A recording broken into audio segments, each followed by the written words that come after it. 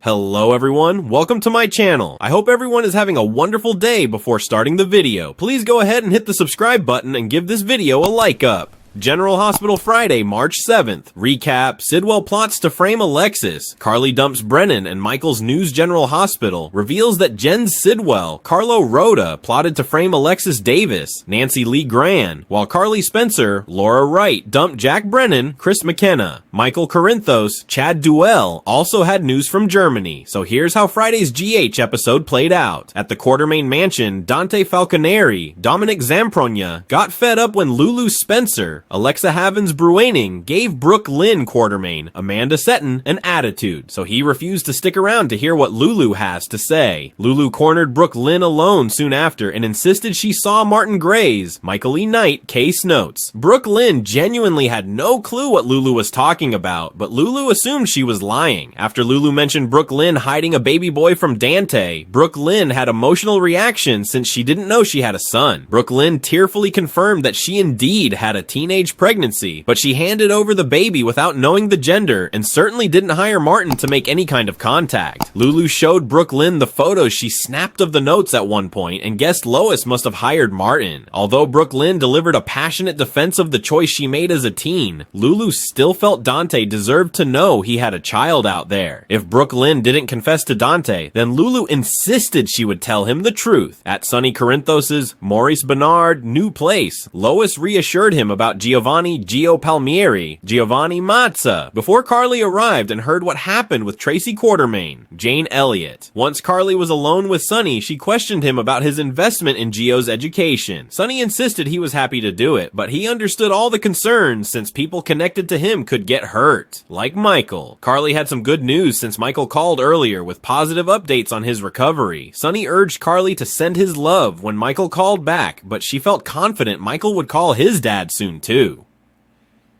Later, Dante paid Sonny a visit and wished he'd put Tracy in her place earlier since he didn't agree with her about Gio. Sonny didn't want Gio to feel obligated to take his money, so Dante advised him to just tell Gio that. Back at the Quartermain Mansion, Lois told Ned about all the Gio drama, so he sided with Tracy. Since Lois usually is on guard when it comes to Sonny being involved in finances, Ned seems suspicious over things being different with Gio. At Windermere, Alexis was puzzled over how Sidwell got the dagger since it was supposed to be at the bottom of the harbor. Sidwell said he found it in a cabinet and acted like maybe Alexis's memory was betraying her. After Sidwell quizzed Alexis about the story behind the dagger, she told him she watched Helena Cassadine, Constance Towers, slit her mother's throat with it. Alexis held the dagger at one point before tossing it on a nearby table. Since Alexis obviously didn't want the dagger, she left Sidwell to decide what he wanted to do with it and took off. Once Sidwell was alone, he carefully picked the dagger up with a cloth. It was obvious that Sidwell was trying to preserve Alexis's fingerprints and presumably set her up for a crime. At Jordan Ashford's Tanisha Harper place, she opened the door with a beauty mask on and was embarrassed when Isaiah Gannon, Sawandi Wilson, saw it. Isaiah was amused and ultimately made them lunch despite Jordan not having much in her fridge. Since it was best to keep their romance on the down low while Jordan was playing all her Sidwell games, Isaiah suggested they could get to know each other privately. There were some hot kisses between the pair, but Isaiah ruined the mood by trying to convince Jordan to drop her plan.